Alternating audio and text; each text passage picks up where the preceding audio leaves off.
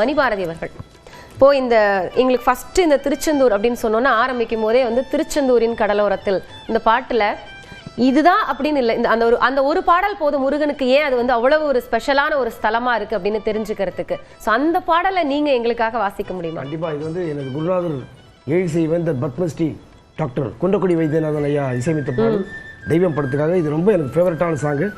இது நம்ம நேயர்களுக்காக சூரசம்கார நிகழ்வு. ஒரு விஷயம், இந்த பாடலில் ஒரு மிகப்பெரிய ரகசியம் அடங்கியிருக்கு. இதை நான் ஷேர் பண்ணுறேன். மணிபாரதி ரொம்ப மாஸ்டர் பீஸ். இந்த பாட்டு மருதமலை மாமணியாகவும். இந்த பாட்டில் ஒரு 2 ஜாம்பவான்கிற பாட்டு இருப்பாங்க. பார்த்தீங்கன்னா சீர்காழி ஐயாவும் டிஎம்எஸ் ஐயாவும் பாடிருப்பாங்க. இவங்க 2 பேருமே அலாதி முருக பக்தர்கள். ஒரு பக்கம் சீர்காழி எடுத்துட்டிங்கன்னா நீ அல்லால் தெய்வம் இல்லை, ஒரு பக்கம் டிஎம்எஸ் ஐயா எடுத்துட்டிங்கன்னா உனைப்பாடும் தொழின்றி உள்ள முருதையா பாடினவங்களா. இந்த பாட்டில் எப்படி அதாவது ஒரு மிகச்சிறந்த ஜாம்பவான் குன்னக்குடி ஐயாவுடைய சுப்ரிமசி ஆஃப் கம்போசிஷன் பாருங்கள் இந்த பாட்டில். இதில் மணிபாரதி வாசிக்கும் போது அசுரரை வென்ற இடம்னு ஒரு இடம் வரும். கவி பேரரசு எங்கள் கண்ணதாசன் ஐயா எழுதிப்பார் பாருங்க. அசுரரை வென்ற இடம் அது தேவரை காத்த இடம், ஆவணி மாசியிலும் வரும் ஐப்பசி திங்களிலும் அன்பர் திருநாள் காணும் இடம். மணி 2 நிமிஷம் இதில் பாருங்க. அசுரரை வென்ற இடம் இருக்குல்ல, அந்த இடம் அவ்வளோ ஷார்ப்பாக சீர்காழியாவை பாட வச்சிருவார். அது தேவரை காத்த இடம் டிஎம்எஸ் ஷட்டிலாக உருகி பாட வச்சிருவார். எவ்வளோ ஒரு டைனமிக்ஸ், ஒரு சுப்ரிமேசி பாருங்க. இவருக்கு இந்த நோட்டு, இவருக்கு இந்த நோட்டு, அதில் அப்படி ஒரு ஏகாந்தமான ஒரு கம்போசிஷன். அதனால தான் இன்றைக்கும் காலம் கடந்து யுகங்கள் கடந்து இந்த பாடலாம் நிற்கிறதுக்கு காரணம் அதுதான். ஏன்னா ஒரு 2 ஜாம்பவான்களை ஹேண்டில் பண்ணி ஒரு ஆர்கெஸ்ட்ரேஷனோட கொடுத்து திருச்செந்தூருக்கே சிக்னேச்சர் இந்த சாங் ஆக்சுவலாக. எஸ் மணிபாரதி.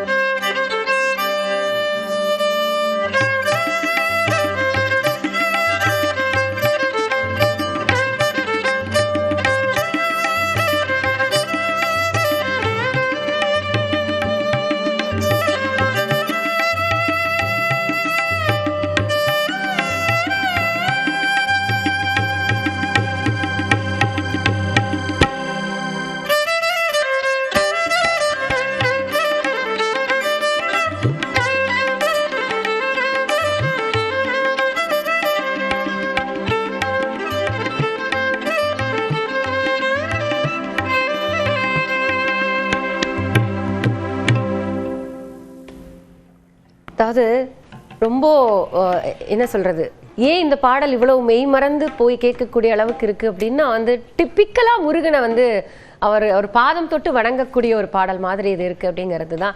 ரொம்ப கஷ்டமான நோட்ஸா சார்? பெருசா வந்து டெக்னிக்கலா தெரியலனாலும் கேட்குறோம், ஏன்னா அவ்வளவு ஒரு நுணுக்கமா இதை புரிஞ்சுக்க முடியுது அப்படிங்கிறதுனால. ஆமா, ரொம்ப கஷ்டமான பாட்டு. பட் இது வாசிக்கும் போது ரொம்ப அற்புதமா இருக்கும். ஏன்னா நம்ம வந்து அவனை நினைச்சு தான் வாசிக்கிறோம். அதனால வந்து அவர் தான் வாசிக்கிறார். என்னோட குருநாதர் குன்னக்குடி சார் தான் வந்து வாசிக்கிறார். மற்றபடி வேற எதுவுமே இல்லை. இதில் என்னன்னா, இந்த முருகனுக்கு ஒரு மூல மந்திரம் ஒன்று இருக்குமா. ஓம் க்ளீம் சம் சௌம் சரவண பவாய நமக. திருப்பி சொல்கிறேன். ஓம் க்ளீம் சம் சௌம் சரவண பவாய நமக. இந்த மந்திரத்தை வந்து சொல்ல சொல்ல ஒரு நாளைக்கு 108 அது மாதிரி கண்டினியூஸாக சொல்லி பாருங்களேன். அதாவது இது 1 லட்சம் பண்ணாலே சித்தி ஆகிடும். ஆனால் இந்த 108 ஆரம்பிக்கிறீங்க பார்த்தீங்களா, ஃபஸ்ட் நாள் பார்த்தீங்கன்னா இந்த கடிகாரம்லாம் பார்த்தீங்கன்னா, இந்த வாட்செல்லாம் இப்போ லேட்டஸ்ட்டாக ஒன்று வந்துருக்கு. அது உள்ளே இருக்கிற முள்ளெல்லாம் தெரியும், நம்ம லங்ஸ் தெரியும், பாடியோட மூவ்மெண்ட் தெரியும். கடவுள் இது வந்து பார்த்தீங்கன்னா பெரிய பெரிய மகான்கள்லாம் அந்த மூலமந்திரத்தை ஜபிச்சு தான் முருகன் வந்து உட்காந்துடும். அதாவது எங்களோட குலதெய்வம் வந்து மேலே கொடுமுழு குமரன். அது வந்து மேலே பெருங்கரை கிட்ட அபிராமம்னு ஒரு ஊர் இருக்குது, அங்கே தான் இருக்குது. அந்த முருகன் வந்து எப்படின்னாக்க பானுகோபன் ஒரு அரக்கனை அழித்து அங்கேயே உட்காந்துட்டார். அவர் வந்து ஆக்சுவலாக என்னன்னாக்கா முருகன் வந்து கிட்டத்தட்ட அந்த போர் நடந்துருக்கு அந்த ஏரியாவில். இருந்தாலும் அவர் வந்து ராத்திரிக்குள்ளே போயிடணும், பிடிக்கக்கூடாது. ஆனால் என்ன ஆச்சுனாக்கா, பல் தேய்க்கணும், எனக்கு எதாவது கொடுங்கன்னொன்னே ஒரு குச்சியை கொடுக்குறாங்க. பல்ல தேய்ச்சி களவெல்லாம் பார்க்குறேன், அதுக்குள்ளே வெடிஞ்சு போச்சு. அந்த குச்சியை பரவாயில்ல. இன்றைக்கி வந்து அந்த கோயிலில் பார்த்தீங்கன்னா, எங்கள் குலதெய்வம் கோயிலில் உடம்பரன்னு பேர். அது பேர் உடம்பர குச்சி. அதை வச்சு நாங்கள் வந்து நடந்து போவோம். மூட்டு வலி, கால் வலி எல்லாம் போயிடும். ஸோ அந்த மாதிரி எங்கள் ஃபேமிலியே வந்து முருகன். ஆக்சுவலாக நான் வந்து கலைமாமணி டாக்டர் மணிபாரதியாக இருக்கலாம், ஆனால் என்னோடய பேர் வந்து சுப்பிரமணியன் தான். எங்கள் வீட்டில் வந்து சுப்பிரமணியன் வந்து ஒரு பெட் எல்லாருக்குமே. சுப்பிரமணிய சர்மனா. ஆமாம், சுப்பிரமணிய சர்மனா தான் சொல்லுவோம்.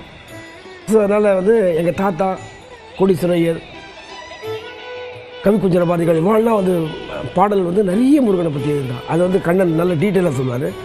இதுக்குனாக்கா இந்த ஒரு ஃபேமிலி அதே அந்த லெகசியனால் இதை விட இந்த ஒரு சந்தோஷமான விஷயம்னா, டிஎம்எஸ் ஐயாவுக்கு சீர்காழியாக்கெல்லாம் இந்த பாட்டெல்லாம் வாசிருக்கு கூட. இதுவும் ஒரு இந்த சமயத்தில் உங்களுக்கு சொல்லிக்கிறேன். அது வந்து எல்லாம் ஒரு பெரிய பாக்கியம். திருச்செந்தூர் இப்போ லேட்டஸ்ட்டாக போயிட்டு வந்தோம், அவ்வளோ அற்புதமான தரிசனம்.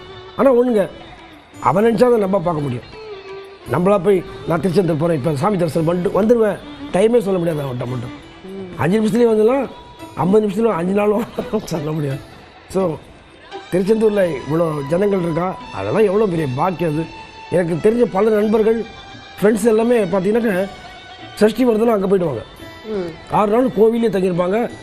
அதே மாதிரி ஒரு சில வெளிநாட்டிலேருந்து வராங்க, இலங்கையிலேருந்து, சிங்கப்பூர், மலேசியாவிலேருந்து பார்த்தீங்கன்னாக்கா அவங்க எந்த வசதியும் எதிர்பார்க்க மாட்டாங்க, அப்படியே அந்த இதிலே படுத்துப்பாங்க.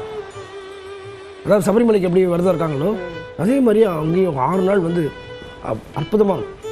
அதே மாதிரி எங்கள் நிகழ்ச்சி வந்து இந்த கந்த சஷ்டியில் பார்த்திங்கன்னா வருஷம் எல்லா கோயிலையும் அதே மாதிரி வீரமணி சாமி இருக்கும்போதெல்லாம் கந்த கூட்டத்தில் நிகழ்ச்சி இருக்குது. ஸோ இதெல்லாம் வந்து ஒரு பெரிய பாக்கியம். இந்த பாடல்கள் இன்னும் நிறைய பாடல்கள் வருது உங்களுக்காக. கண்ணன் ஆரம்பிச்ச அப்படி பாடினாலும் அப்படி. இப்போ இந்த மூல மந்திரத்துக்கு இருக்கக்கூடிய அந்த ஸ்பெஷல் என்ன, அது என்ன மாதிரி ஒரு வைபில் வந்து நம்மளை வச்சிருக்கோம் அப்படின்னு சொல்லி மணிமாரதி சார் சொன்னார். நீங்க கூட கந்தர் அலங்காரம் பாடுறதெல்லாம் வந்து பெரிய ஒரு டஃப்பான விஷயமா இருந்தது அப்படின்னு சொல்லி சொல்றேன். அப்போ எந்த மாதிரியான விஷயங்கள், இப்போ நம்ம முத்தை திருவே வந்து பார்க்குறோம், அதுவே டஃப்பான ஒரு விஷயம் தான் அருணகிரிநாதரோடது. அப்போ இந்த மாதிரி அதுக்குள்ள இருக்கிற அந்த ஒரு சொல்லாடல் இருக்குல்ல, அது எந்த அளவுக்கு வந்து அதனால தான் தமிழ் கடவுள் அப்படின்னு சொல்றோமா? சந்தேகமே கிடையாது. அதான் அது ரெண்டாவது குமரகுருபரருக்கு வந்து இந்த நாக்கில் வேளாறு எழுதுறாரு. கந்தர்கலி வெண்பா எவ்வளோ அருமையான ஒரு சமாச்சாரம் தெரியுமா? அதாவது நான் சொல்லுவேங்க, அதாவது இப்போ திருக்குறள் நம்ம எல்லாம் படிக்கிறோம். அகர முதல எழுத்தெல்லாம் ஆதி பகவன் முதற்றே உலகு, ஔவை எழுதிய ஆத்திச்சொடியும் மூதுரையும், இதெல்லாம் யார் எழுதணும்னு நினைக்கிறீங்க? முருகன் தனக்காக எழுதக்குள்ள தனக்காக படைக்கப்பட்ட ஜீவராசிகள் தான் ஔவையாரும் திருவள்ளுவரும். உலக புதுமுறை தந்த வான் புகழ் தந்த திருவள்ளுவனை தந்தது முருகப்பெருமான் தான். முருகப்பெருமான் எதில் தான் அது எப்படி 4 வரில் சொன்னவன் மண்டலையாரில், 1 வரில் 2 வரில் சொன்னவன் மண்டலையாரில், ஒரு வரியில் சொல்கிறேன், அப்போயாவது ஏறுதான்னு பார்க்கலாம். அதெல்லாம் மதியாதார் தலைவாசல் மிதியாதே, தாயிற் சிறந்த கோயிலும் இல்லை, தந்தை சொல்மிக்க மந்திரம் இல்லைன்னு முருகப்பெருமான் சொன்னது தான் அது ஔவை பாட்டி மூலமாக. மூதுரையை மாத்திச்சுடியும் ஔவை பாட்டி முருகன் மூலமாக தந்தது தான். முருகப்பெருமான் படைத்த ஜீவராசிகள் தான் தன் தமிழுக்காக, தன் தமிழ் தொண்டிற்காக இவர்களை எல்லாம் படைத்தார்கள் ஆக்சுவலாக. அதனால தான் இன்றைக்கி கந்தரகாரம், நான் ஏன் சொல்கிறேன்னா, கந்தரகாரம் பாடப்பட பல்லு உடையும், அப்படியே பல்லு உடையும், அவ்வளோ டஃப் அது. கந்தரகாரம், கந்தரனுபதி, சண்முக கவசம், ஐயோயோ